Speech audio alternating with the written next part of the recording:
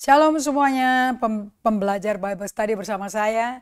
Bagaimana pengalaman Anda melakukan apa yang dibagikan? Jangan lupa ya, bisa di rewind lagi pelajaran ini semua ada di YouTube. Ini dari satu buku loh. So Anda actually are reading, learning dari buku yang Anda mungkin nggak sempat baca, right? Dan ini adalah pemuritan oleh Yesus secara pribadi. So saya percaya Anda semua sedang sibuk dengan Natal.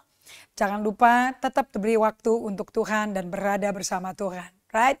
Saya mau ucapkan selamat bergabung untuk teman-teman dari Jawa Timur, dari Jayapura, dari Sumatera, dari Palembang, dari Sorong, dari Manado, Sulawesi. Thank you for joining. Semakin kita sibuk untuk persiapan Natal, semakin kita bertekad untuk sediakan waktu untuk bersama dengan Tuhan. No excuse untuk nggak berdoa, duduk sama Tuhan di ibadah harian kita. No excuse. Kalau sampai ini kita korbankan, Anda sedang mengorbankan nyawa Anda sebetulnya. Okay? And kita tahu iblis itu well and alive. Iblis dan demons-nya itu betul-betul hidup dan aktif bekerja. Terutama hari Natal ini. It can be a disaster day, hari yang penuh dengan problem, atau menjadi hari yang sangat mengagumkan karena indahnya Roh Kudus. But it depends on us, apakah kita membuka diri untuk menyediakan akses buat Tuhan atau tidak.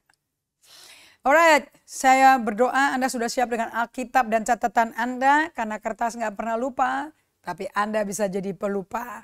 And Daud ngakui loh, jangan lupa kebaikan Tuhan. Di tengah-tengah hidup yang sudah cukup, bisa lupa loh kebaikan Tuhan. But we will not do that. Kita ada di sini untuk saling memperingati dan ngingetin satu sama lain. Because kita orangnya memang forgetan. Kayak bisa lupa-lupain atau sengaja dilupain atau memang kelupaan. Karena sibuk. Right? Kita akan berdoa dulu untuk Anda bisa memulai, dan saya berdoa ini bisa menolong teman-teman yang di akhir tahun 2022 ini. Actually, it's not a good year for you, bukan tahun yang indah bagi Anda. Mungkin Anda sedang mengalami banyak challenges, keuangan, harga diri yang terpuruk, yang sedang mengalami penyerangan, ribut, berantem, mungkin di perkawinan, mungkin dengan bisnis, kolega bisnis, with whatever, dengan anak, whatever. It may not be good. Tapi saya mau kasih tahu sama Anda, justru di tempat yang paling sedang gak enak, justru Tuhan paling dekat. No miracle tanpa warfare. Tidak ada mujizat tanpa peperangan. So jangan quit on God. Jangan tinggalin Tuhan, jangan abaikan Tuhan, justru semakin dekat sama Tuhan. Dan mujizat cuma sedekat, sejauh hidung Anda dari mata Anda. Ya, sejauh itu jaraknya. It's not gonna be long. Tapi Tuhan menanti Anda. Kita berdoa ya. Bapa yang terkasih, Bapa yang baik, aku minta di dalam nama Yesus Kristus. Terima kasih untuk pekerjaan yang Kau percayakan pada kami semua. Pengajaran dari praktek, membahas, mengerti surat-suratnya para rasul, baik Rasul Petrus, Paulus, maupun Musa as leader daripada bangsa Israel. Not just a church, tapi itu bangsa, kerajaan Allah di bumi, diwakilkan oleh bangsa Israel dengan 12 suku. Lord Jesus, biar kami bisa matanya kebuka untuk melihat apa sih yang perlu dipelajari dari kehidupan Musa, kehidupan Rasul Paulus, kehidupannya Petrus. Apa korelasinya, relevansinya dengan kami semua di abad ke-20 ini Tuhan. Aku minta pimpinanmu, tuntunanmu Roh Kudus supaya kita bisa bertumbuh sesuai dengan kedua hukum Allah, mengasihi Tuhan, mengasihi sesama, dan mengasihi diri sendiri. 3 relationship yang akan membuat kita di atas atau di bawah, kepala atau ekor. Roh Kudus tuntun kami, celikkan mata hati kami, bimbing kami dari awal sampai akhir. Kami welcome Holy Spirit dalam nama Yesus Kristus. Amin. Oke, kita masuk ke dalam poin kedua dari 7 tanda-tanda pemuritan Alkitabiah yang sehat. So, this whole book ini bicara tentang discipleship by Jesus. Pemuritan oleh Yesus dengan buah yang sehat. Jangan Anda ikut pemuritan buat Yesus tapi buahnya buruk. Nah, berarti Anda belum izinkan Yesus muridkan. Dan kita lagi belajar bahwa ciri-ciri gaya hidup orang yang dimuritin oleh Yesus. Nomor 1, spending time being with Jesus itu mesti di atas Anda kerja apa buat Yesus. Karena kerjaan kita buat Yesus mesti ditopang sustain by being with Jesus. Okay? Sama kayak mobil. Bisa jalan nikmat di tol, bisa enak. Itu semua tergantung kalau ditopang dengan bensin yang cukup dan oli mobil yang lebih dari cukup dan bagus, bersih olinya, nggak endapan yang udah kotor hitam. Right? Jadi baru tol yang bagus itu jadi indah karena kendaraannya juga prima. Apakah kita sibuk kerja buat Tuhan juga di-decking, ditopang dengan oli Roh Kudus yang cukup dan juga dengan firman yang adalah api. Yeremia 29 katakan firman itu kayak api. Bahan pembakarnya is the word. Oke, ini air hidup, mobil juga butuh air. Oke, nggak bisa nggak ada air. Akinya juga panas, nggak bisa bersihin jendelanya, kacanya juga. We need water, oil, and petrol, you know. So, kita juga butuh sama untuk diri kita, badan kita membawa semuanya ini. Nah, dari kehidupannya suratan Paulus dan juga Rasul Petrus, kalau Anda dengar di suratnya Petrus di 1 Petrus 4 ayat 12, Petrus tuh ngomong berkata seperti ini, which is very amazing. Dan Yesus juga ngomong di Matius 5 ayat 10 sampai 12. Dia berkata, saudara-saudara yang kekasih, janganlah kamu heran akan nyala api siksaan yang datang kepadamu sebagai ujian. Seolah-olah ada sesuatu yang luar biasa terjadi atas kamu. Kalau bahasa Inggrisnya, marvel not atau don't get shocked. Heran itu shock. Kalau kamu ngalami nyala api siksaan yang datang kepadamu. So pencobaan, godaan, ujian itu kelasnya kelas nyala api siksaan. Kayak Anda di tangannya kemasukan api kompor gitu loh. Sakitnya kayak gitu, ngagetinnya kayak gitu. So Yakobus 1 ayat 1 dan 2, anggaplah sebagai suatu kebahagiaan kalau kita jatuh dalam segala pencobaan, ujian. Karena iman kita diuji. Dan apakah kita menjadi lebih tekun, tabah. Tekunnya itu tekun apa? Tekun tetap melakukan firman Tuhan, berjalan dengan Tuhan, mengikuti dikuk sama Yesus dan jalanin apa yang Yesus jalanin. Value-nya Yesus, perintahnya Yesus. Nah, Yesus kan dapat perintah dari Bapaknya. Jadi kalau kita ngikutin Yesus yang setia dengan Bapaknya, lah kita akan dibikin dari gak setia menjadi setia. Dan kita baru tahu kalau kita gak setia. Waktu kita berjalan sekuk dengan Yesus. Baru tahu kita gak setia. Karena sapi muda gak akan bisa luas seperti sapi senior.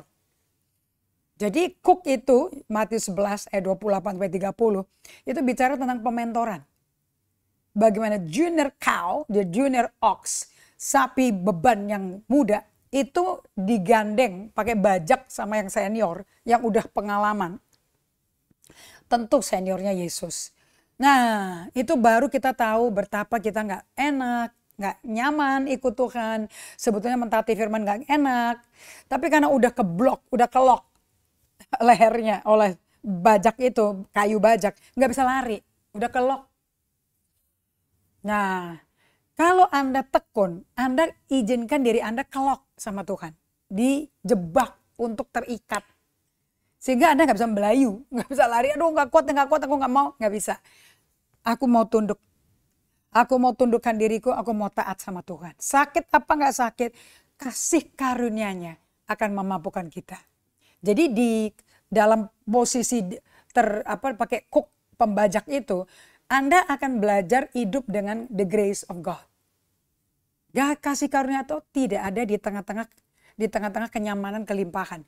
justru di tengah-tengah kita rendah hati. Yakobus 4 ayat 6, God hates the proud. Allah benci sama orang congkak. Tapi memberikan grace more and more, memberikan kasih karunia lebih lagi bagi orang rendah hati. Nah kalau mau dikok sama Yesus, you have no choice but to humble yourself. Pasti kita rendah hati. Karena ego kita, kemauan kita udah gak berdaya, udah kelok. Saya berdoa Anda bisa imajinasinya hidup. Nah kalau Anda berjalan kelok dengan Yesus seperti itu, pasti Anda menderita dong. Because Anda seperti Yohanes 21, Yesus berkata kepada Petrus seperti ini. Dan dia waktu itu setelah dia nego si Rasul Yohanes, dia nanti matinya gimana tuh? Kayak kalau aku kan nanti salibku kan dibalik, aku disalibkan dan kebalik nanti. Kalau si Yohanes enggak ya? Yesus berkata, apa urusan kamu ngurusin kayak gituan, itu bukan bagian kamu. Nah lihat di Yohanes 21 ya. Orang yang ada di kuknya Tuhan. Nah, ayat 20 sampai 23. Ketika Petrus berpaling, ini setelah Yesus interview dia. Do you love me? 3 kali bertanya, menginterview Petrus setelah bangkit dari mati. Petrus kan kembali lagi ke kerjaan sehari-hari. Kemudian dia mancing semalam itu gak ada hasilnya. Yesus bangkit dari mati, dia muncul dulu ke Petrus. Terus dia tanya, coba jalannya ditebarkan ke kanan dong. Dan waktu dia menuai, sampai bisa nangkap ikan 126 ekor, kaget dia. Dan Rasul Yohanes langsung lihat, itu Tuhan. Dan Petrus langsung nyemplung ke dalam air dan lari menuju Yesus dan bertobat dan minta ampun. So, cara Yesus mengingatkan orang yang udah berontak, yang udah lupain Tuhan, pemberi visi itu, langsung dia 100% hancur, remuk, karena Yesus itu sabar nungguin dia, ngingetin dia, terbongkar di muka umum. Dan langsung dia bertobat dan berkata, aku mengaku engkau Tuhan dan aku akan kembali ke visi yang kau berikan di Lukas 5 sebelum kau mati. Ditinggalin loh visinya. Saya pernah khotbah namanya, when the visionaire die, the vision die. Pada waktu pembuat visi mati, visinya ikut mati loh. Karena orang ngikut orang, bukan ngikut visi. Nah dari kehidupan Petrus kita bisa belajar. Anda tuh sebetulnya ngikutin visi Tuhan atau ngikutin orang yang nyampaikan visi. Kalau orang yang nyampaikan visi mati ya mati juga visinya. Because you're not following Jesus, you're following man. Anda gak ngikutin Yesus, Anda ngikutin orang. Oke? So kita lihat di ayat 20, Yohanes 21. Ketika Petrus berpaling, ia melihat bahwa murid yang dikasihi Yesus, of course itu Yohanes, sedang mengikuti mereka. Yaitu murid yang pada waktu mereka sedang makan bersama, duduk dekat Yesus. Itu Yohanes 13 referensinya. Dan yang berkata, Tuhan, siapakah dia yang akan menyerahkan engkau? Waktu itu posisinya si Yohanes tiduran di dadanya Yesus. Kayak itu cara makan mereka kan pada selonjoran, semua apa ya bahasa Inggris, bahasa Indonesianya, selonjoran, reclining. Nah, chairnya itu tempat mereka nelanjarkan, ini badannya satu sama lain. Oke. Ketika Petrus melihat murid itu, so Petrus ngeliat si Rasul Yohanes, ia berkata kepada Yesus, Tuhan, apakah akan terjadi dengan dia ini? Dan jawab Yesus, jikalau aku menghendaki supaya ia tinggal hidup sampai aku datang, itu bukan urusanmu, tapi engkau, Petrus, ikut aku. Makanya si Petrus mau banding-banding sama si Yohanes. Enakan mana? Matinya. Karena kalau kita baca di ayat sebelumnya, di ayat 18, Anda akan, coba Anda buka Alkitabnya di ayat 18. Aku berkata kepadamu, sesungguhnya ketika engkau masih muda, ini sapi muda nih, engkau mengikat pinggangmu sendiri dan engkau berjalan kemana saja kau kehendaki. Jadi the young ox maunya melakukan pekerjaan Tuhan tapi maunya sendiri. Ya, tetapi jika engkau sudah menjadi tua, engkau akan mengulurkan tanganmu dan orang lain akan ngikat engkau dan membawa engkau ke tempat yang tidak kau kehendaki. Jadi ikut Tuhan itu gak selalu enak. Karena Anda akan dibawa sama Tuhan ke tempat yang tidak kita kehendaki. Ayat 19, dan hal itu dikatakannya untuk menyatakan bagaimana Petrus akan mati. Bagaimana Anda kalau ketemu Tuhan dan Tuhan mendeskripsikan bagaimana Anda akan mati loh. Ini baru bangkit dari mati Yesusnya. Terus kasih tahu sama Petrus how he gonna die. Enak ya ngomong sama Yesus ya, belak-belakan man, langsung to the point. Kalau gembala ngomong mengenai kematiannya jemaatnya bisa geger otak, jemaatnya bisa nggak terima loh. Tapi ini Yesus ngomong langsung. Dan bagaimana Petrus akan mati dan memuliakan Allah. Kematian Petrus akan memuliakan Allah. Lebih indah dibandingkan waktu dia berjalan sama Yesus. Wah kita tahu kan bagaimana dia sikapnya. Dia ternyata ikut Yesus demi kemewahan, kekayaan, ketenaran. Makanya waktu Yesus ngomong dia akan dianiaya, menderita sampai mati. Tapi hari ketiga bangkit ditarik badannya. Enggak akan terjadi pada kamu, enggak akan menderita kamu. Apa-apaan. Kita mungkin gak setuju guru kita ngalamin penderitaan karena kita gak mau menderita. Oke? Dan memuliakan Allah.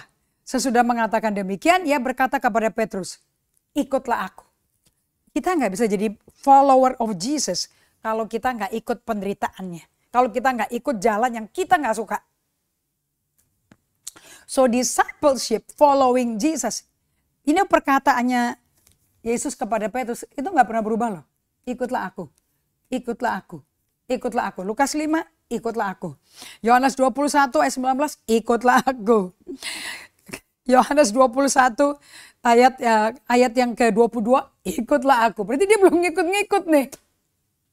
Kalau udah ngikut nggak mungkin dikasih kata-kata yang sama dong. Maka ayat 23 Yohanes 21 tersebarlah kabar di antara saudara-saudara itu bahwa murid itu tidak akan mati, si Rasul Yohanes. Gosipnya kuat ya.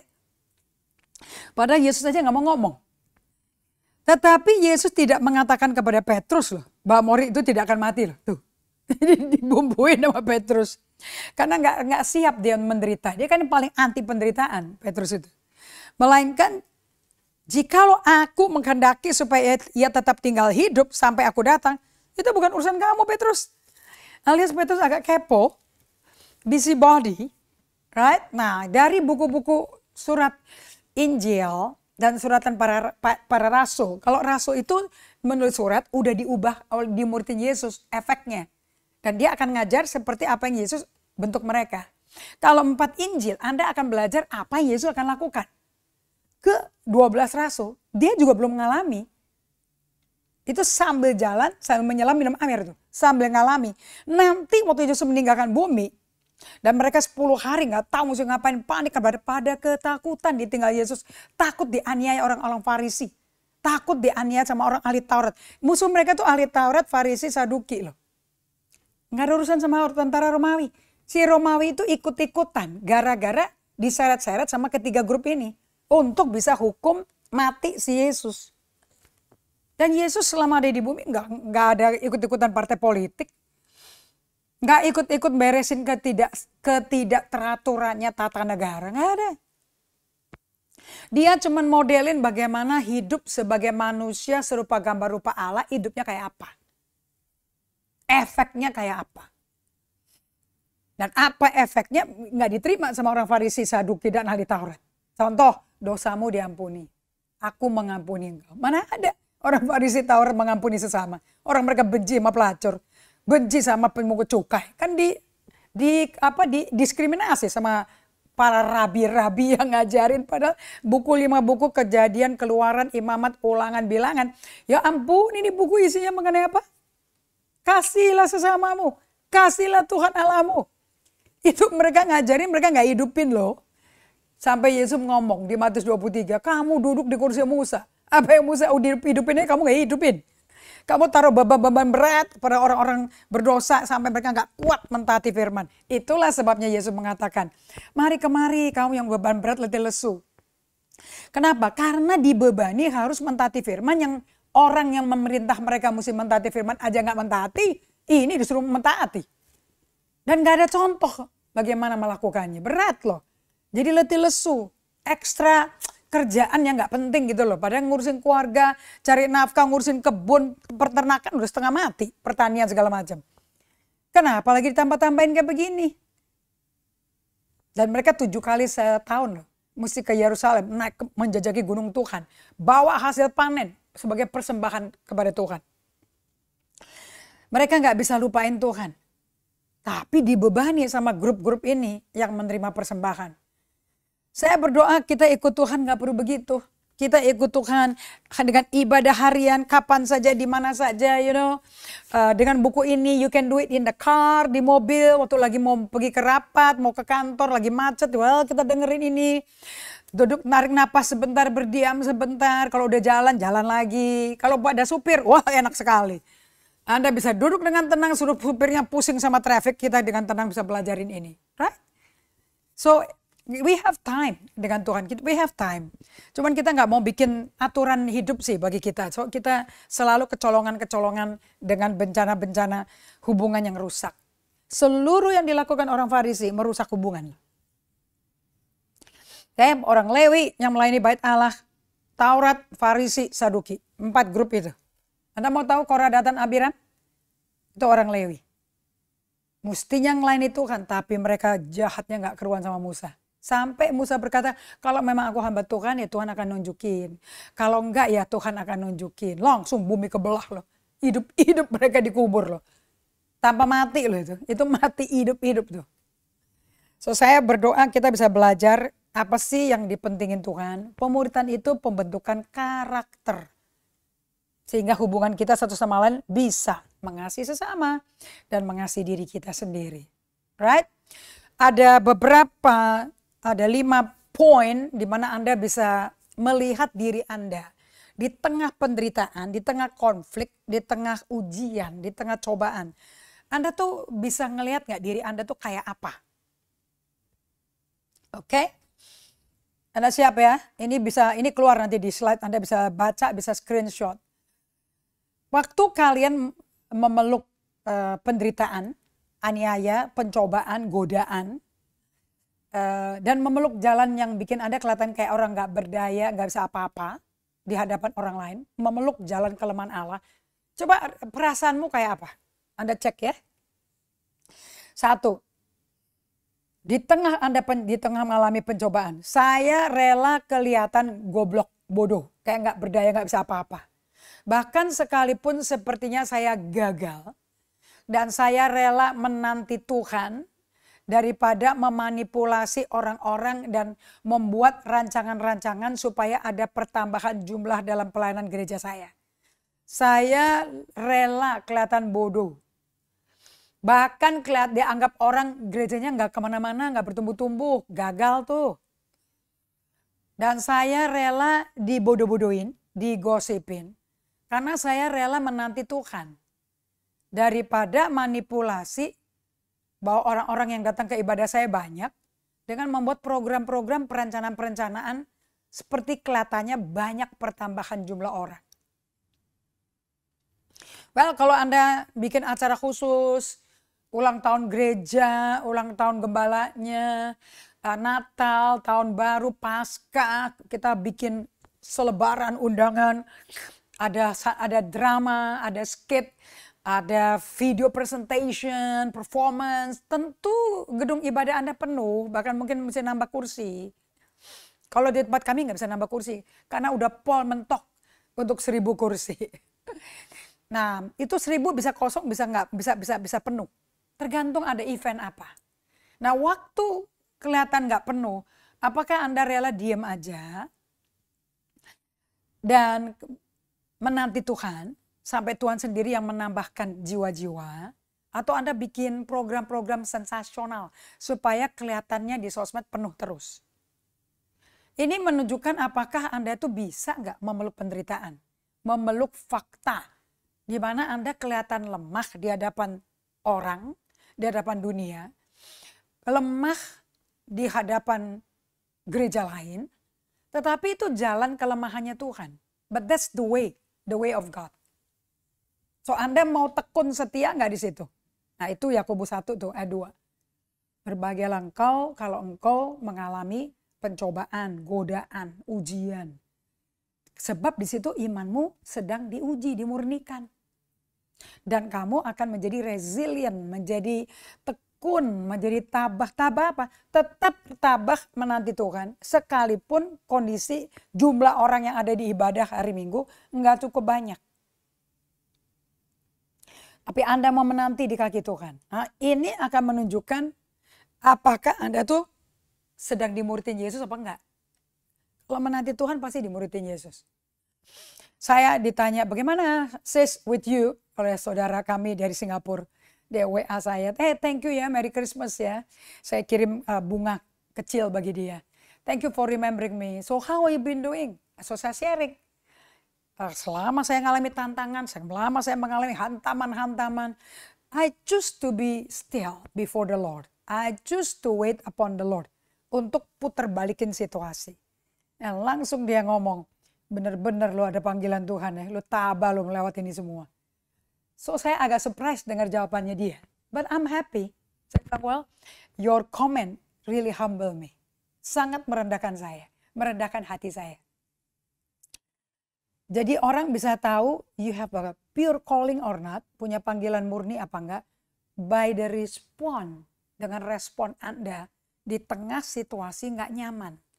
Dari terkenal, public figure menjadi biasa-biasa, enggak diingat orang lagi. Nah, how do you take that?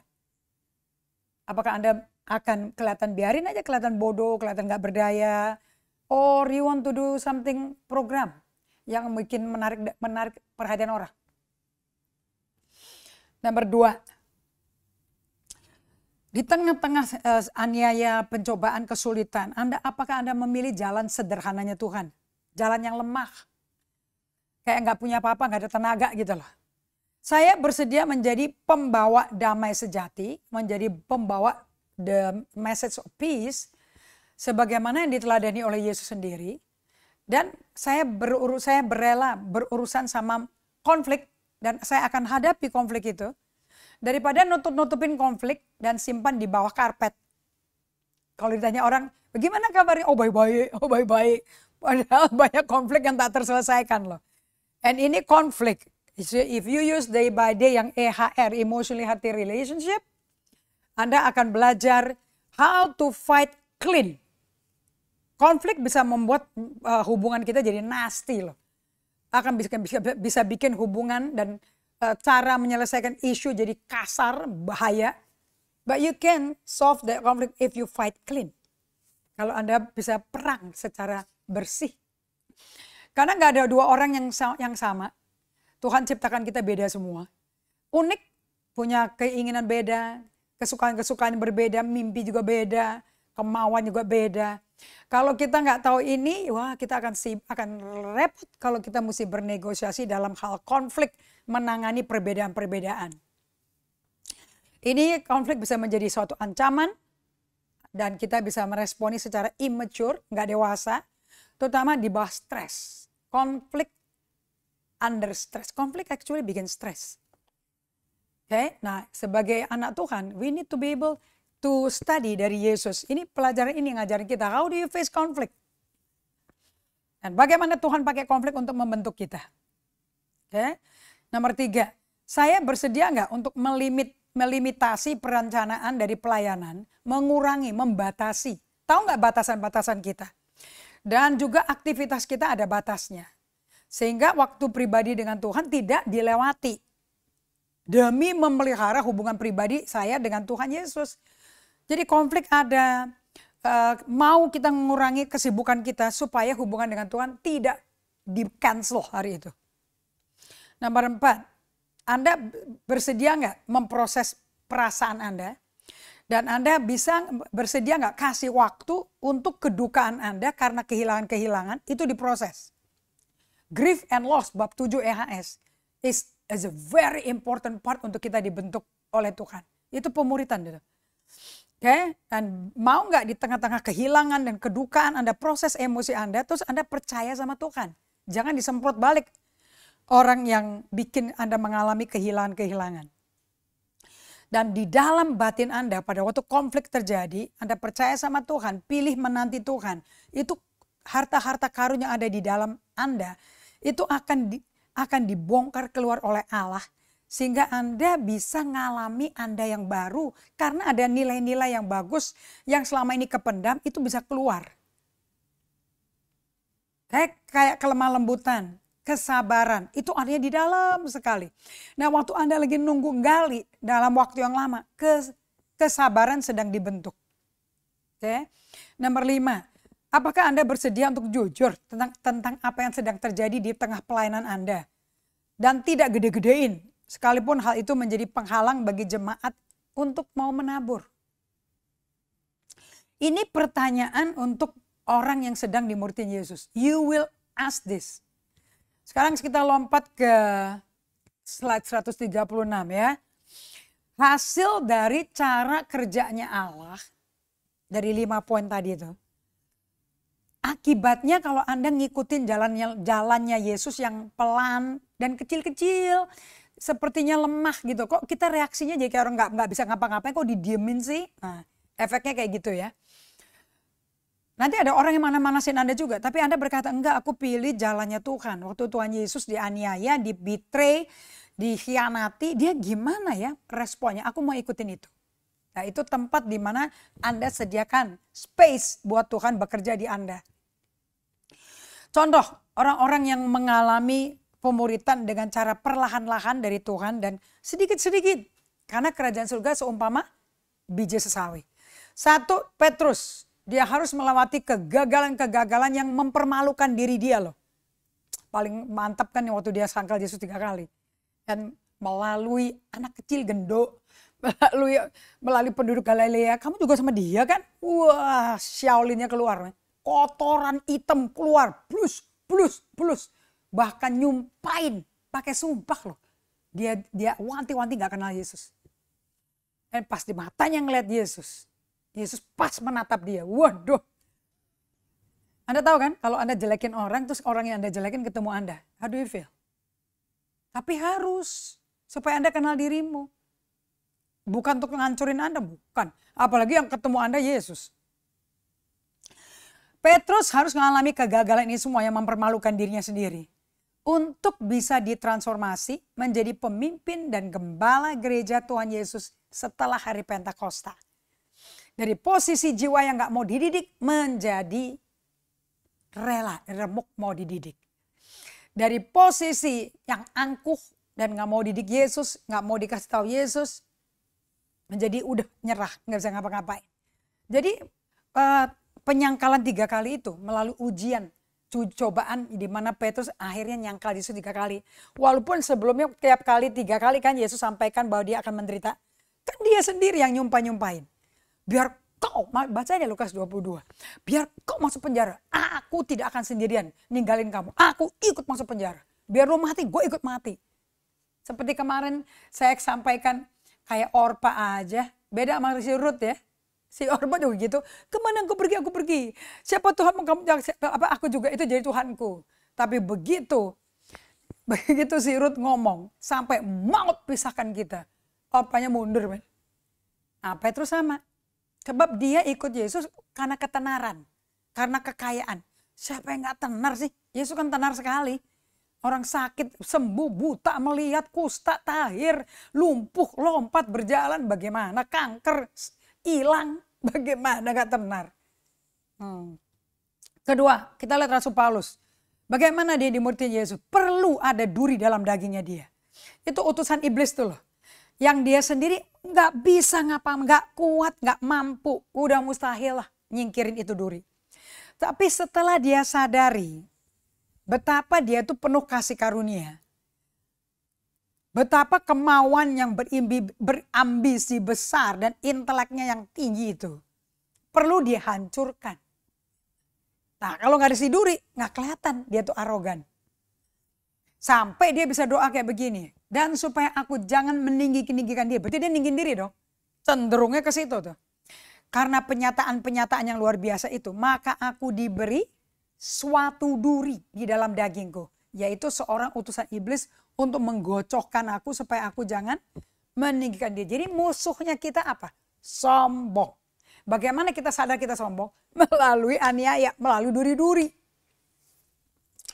Nah kita mau lihat sekarang bagaimana hasil kerja kecil-kecil perlahan-lahan dikit-dikit yang ada di Musa. Nah Musa ini saya suka. Musa nggak bisa ditransformasi menjadi alat yang lemah lembut, meek dan perkasa di tangan Allah kalau dia tidak berdiam dalam pelarian di padang belantara selama 40 tahun setelah membunuh orang Mesir. Wow, berarti si Musa ini kekuatannya sebagai pemimpin itu kontrolnya, powernya gila-gilaan loh. Karena dibutuh solitude silence-nya 40 tahun. Bukan 4 menit. 2 menit di awal, 2 menit di akhir. 40 tahun. Dilupain orang, dilupain keluarga aslinya, Yokebed mamanya. Dilupakan seluruh Mesir. Sampai gak punya teman. Saya baru ngelayani orang kemarin. Aku sekarang gak ada yang mau nempen sama aku loh. Pastor, aduh aku sendirian. Aku udah dirajam batu, aku dimaki-maki. Teman gue sakit hati sama saya karena saya jahat sama mereka. Tapi aku tutupin selama ini. Dan kebongkar akhirnya. Aduh Tuhan, sekarang aku gak punya teman. Well, Musa juga gak punya teman selama 40 tahun.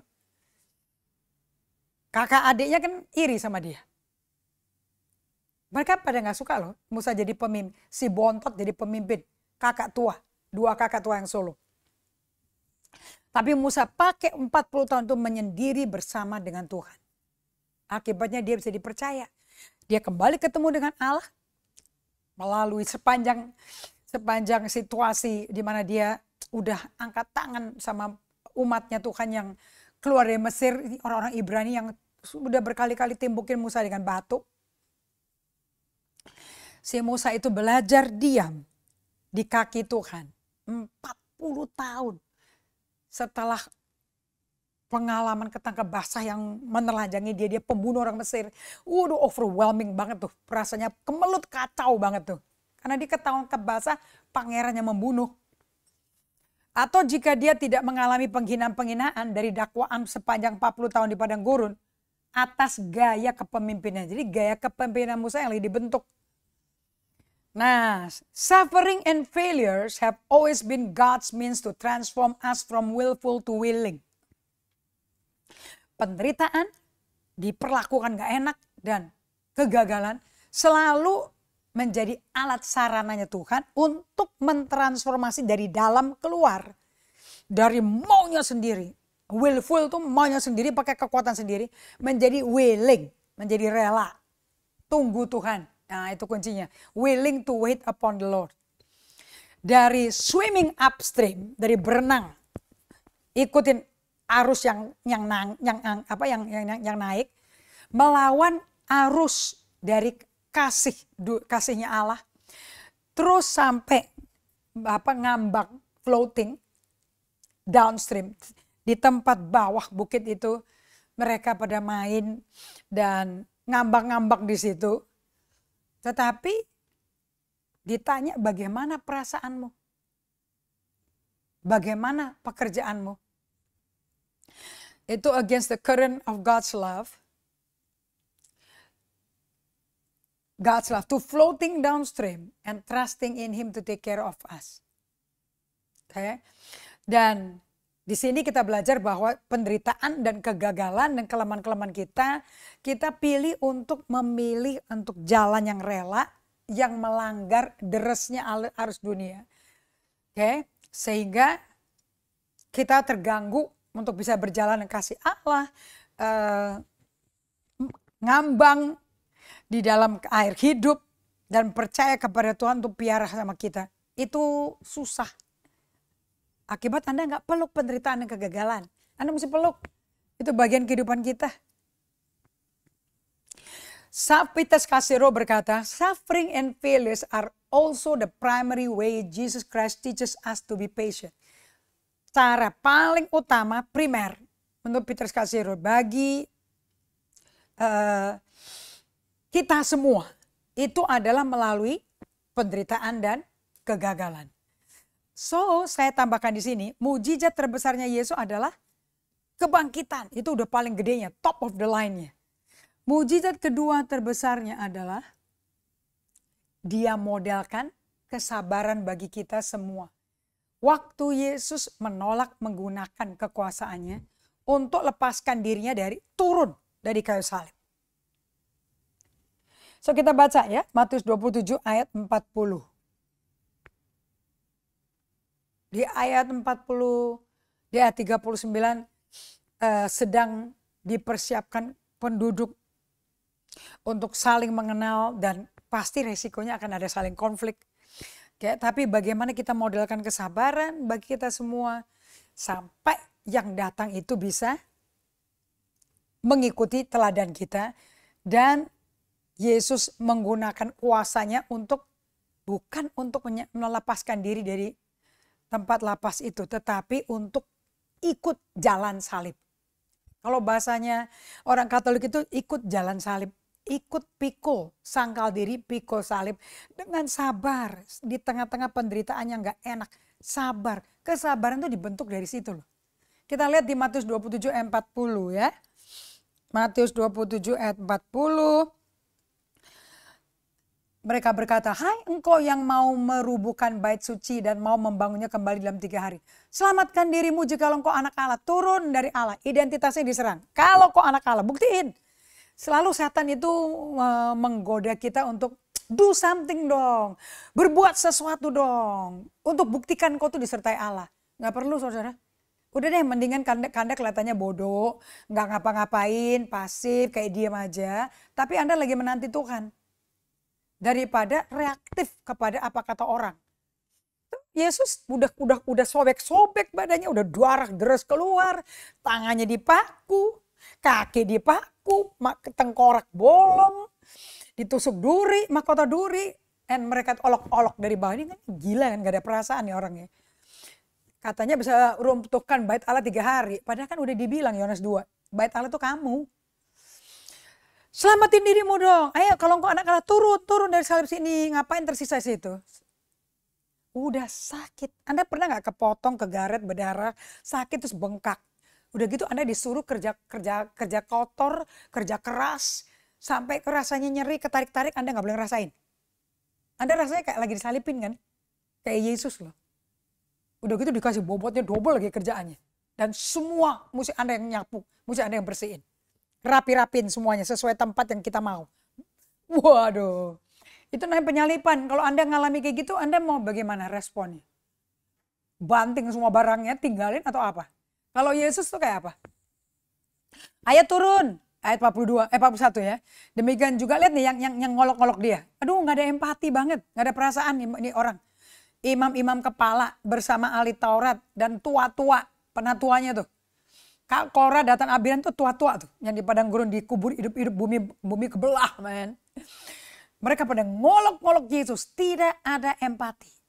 So emotionally healthy spirituality akan mentransformasi dan spiritually forming a new spirit. Dari spirit yang format dunia menjadi reformat, formatnya kerajaan Allah. Formatnya Yesus. Itu disiplin day by day itu membentuk itu. If you don't know.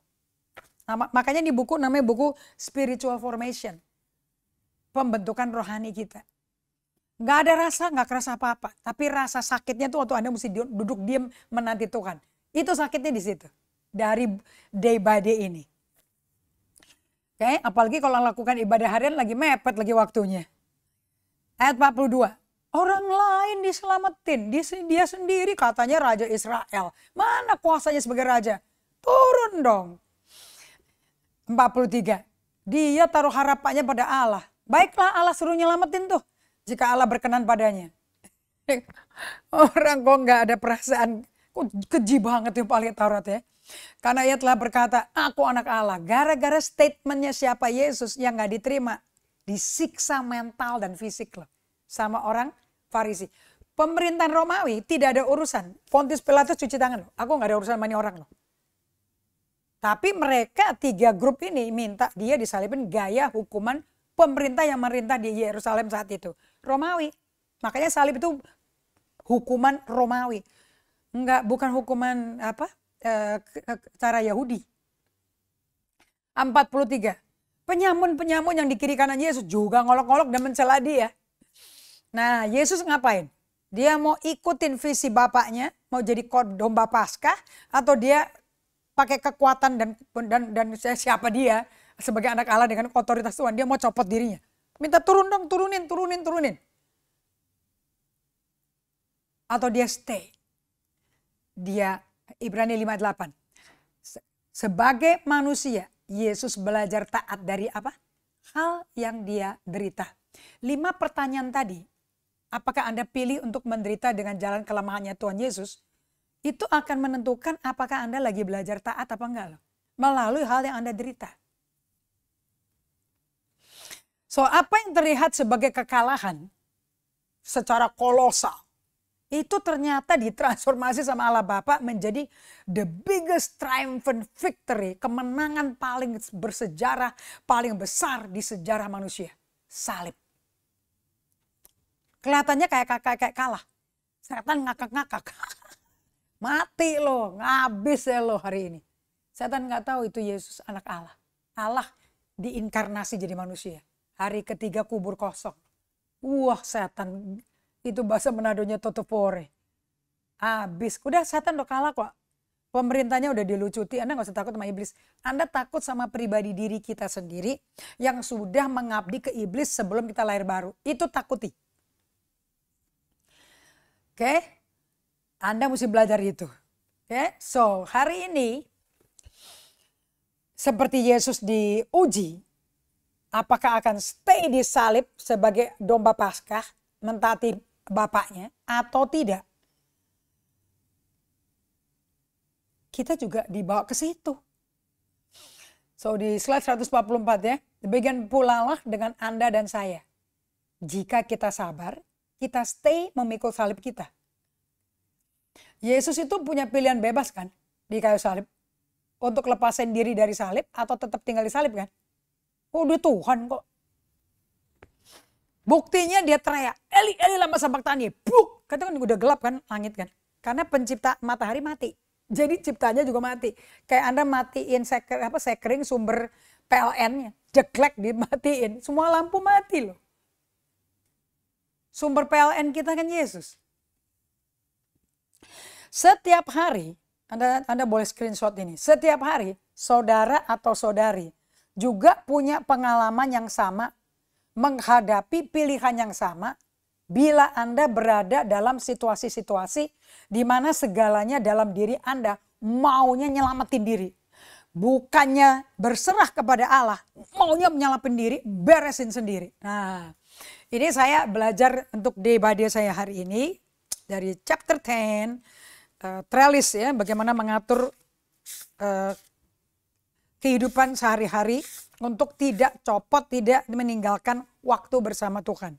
Memang sakit itu, bersandar kepada salibnya yang kita mesti pikul. Jadi salib kita jangan dikasih orang lain, tetap pikul sendiri. Sakit. Salibnya cuma 4 menit diem, sakit. Karena kita bisa 4 menit melakukan yang lebih exciting. Lihat di Bilangan 20 ya, ayat 7 sampai 12. Ini saat dimana Musa disuruh sama Allah di usia lanjut, udah putih rambutnya semua. Dia disuruh ngomong ke gunung yang di Keluaran 17 itu gunung dipukul. Tetapi yang kali ini di Keluaran 17:6 dipukul gunung batunya. Tapi kali ini kamu ngomong aja kata Allah. Kamu ngomong biar itu gunung batu keluar air. Karena rakyat Israel pada haus. Gak taunya. Saya bacain ya. Yang keluar dari Musa bukan perkataan. Tapi yang keluar dari Musa adalah fierce and furious. Amarah, ngamuk yang bludak gila-gilaan. So di ayat yang ke-7. Tuhan berfirman kepada Musa, ambil tongkatmu, engkau dan Harun kakakmu harus menyuruh umat itu berkumpul. Dan katakanlah di depan mata mereka kepada bukit batu. Jadi kamu mau tunjukin kepada orang Israel yang bajingan ini. Waktu kamu ngomong ke bukit batu itu kamu lagi ngomong menyembah Tuhan, menghormati Tuhan. Dan nanti air akan keluar. Supaya mereka bisa minum. Dan ternaknya juga. Ayat 9. Dengar ini caranya Musa melakukannya. Lalu Musa mengambil tongkat itu dari hadapan Tuhan. Ini tongkatnya Tuhan ya. Seperti yang diperintahkan Tuhan kepadanya. Ketika Musa dan Harun telah ngumpulin jemaat itu di depan bukit batu. Berkatalah Musa kepada mereka. Dengarin loh. Yang dia tuh cuma disuruh ngomong ke gunung. Pada ngomong sama orang Israel. Ini Bilangan 11 ayat 4 Anda mesti hafal ya. Ini bajingan-bajingan loh. Orang-orang yang dia mesti sediain air, yang Tuhan mesti sediain air, itu golongan bajingan. Dengar kepadaku, hai orang-orang durhaka. Kalau Anda dengar pemimpinmu ngomong, dasar kamu orang durhaka, itu lagi marah gak ya? Kalau bahasa Inggrisnya furious. Ada film kan ya Hollywood ya, Fierce and Furious, betul gak? Ngamuk, itu namanya angry and resentful. Dendamnya keluar, ngamuknya keluar. Apakah kami harus mengeluarkan air bagimu dari bukit batu ini? Sesudah itu Musa mengangkat tangannya, dia ayun tangannya, dia pukul bukit batu itu dengan tongkatnya 2 kali. Maka keluar banyak air sehingga umat itu dan ternak mereka pada minum. Si ternak sama si rakyat nggak tahu loh, dia itu dosa sama Tuhan loh. Mereka minum aja. Tapi Tuhan marahin si Musa, berfirman kepada Musa dan Harun. Karena kamu nggak percaya kepadaku dan tidak menghormati kekudusanku di depan mata orang-orang Israel. Itulah sebabnya kamu tidak akan membawa mereka masuk ke negeri yang akan kuberikan kepada mereka. Makanya tempat itu namanya air Meriba. Air Meriba tampak orang Israel berangkat dengan Tuhan dan ia menunjukkan kekudusannya di antara mereka. Tempat di mana Tuhan menunjukkan kekudusannya. Meriba itu tempat marah dan kepahitan. Musa udah pahit. Jadi di Bilangan 12 saya tulis di sini. Terus itu di Bilangan 12 dia orang yang paling lemah lembut. Itu gimana tuh? Ternyata masih setaat-taatnya orang mentaati firman, bisa ada berapa bagian dari emosi dia yang berontak juga loh. Dan pada waktu tertentu bludak keluar loh. You know, Musa bisa ngomong gak fair loh Tuhan. Gue gak kuat loh. Berapa kali Musa ngomong, emang ini orang saya ngelahirin. Kenapa kau nyuruh aku memelihara mereka? Bajingan loh, tiap hari aku dimaki-maki, tiap hari dilemparin batu, tiap hari tidak mendapat kata-kata yang membangun, aku dijelek-jelekin, dikutuk-kutukin, dituduh aku mau matiin mereka lebih baik tinggal di Mesir daripada di padang gurun. Dan mereka gak mau kenal kau Tuhan. Kita tahu di 1 Korintus 10 ayat 4, Paulus tulis 6 dosa orang Israel. Dan dia tulis, selama mereka di padang gurun ada gunung batu ngikutin mereka terus. Itu gunung batu mobile. Dan gunung batu itu Paulus tulis adalah Kristus. Batu karang kita yang keluarin air hidup. Tinggal ngomong, air hidup akan ngomong. Ih disabet 2 kali loh. Itu lambang penyalipan 2 kali. Yesus gak bisa disalipin 2 kali. Dan problemnya Musa ngapain tuh? Kenapa kok sampai dia pukul? 1, dia gak kontrol, dia gak dengerin lagi emosinya. Dia gak jaga hatinya. Dia udah muak banget. 2, he takes matter into his own hand. Dia ngambil problem itu dan dia beresin pakai kekuatan dia, caranya dia. You know, this speaks to me very clearly. Ini saya nih. Saya kelemahannya sama nih. Oke, seberapa lama kita bisa sabar? And the next thing is boom. So kita bisa berdoa, Tuhan, seringkali kita menghindari jalan-jalanmu karena waktu situasi gak seperti yang kita mau, gak seperti apa yang kita rencanakan. Respon kita jadi kayak Musa deh. Dan keputusan responnya Musa itu keluar dari apa? Frustrasi. Dia udah frustrasi sama orang Israel yang 40 tahun ngadepin mereka. Tiap hari nonstop. Gak ada retret loh. Gak ada, dia sahabatnya 40 hari di Gunung Horeb. Gara-gara itu dia turun.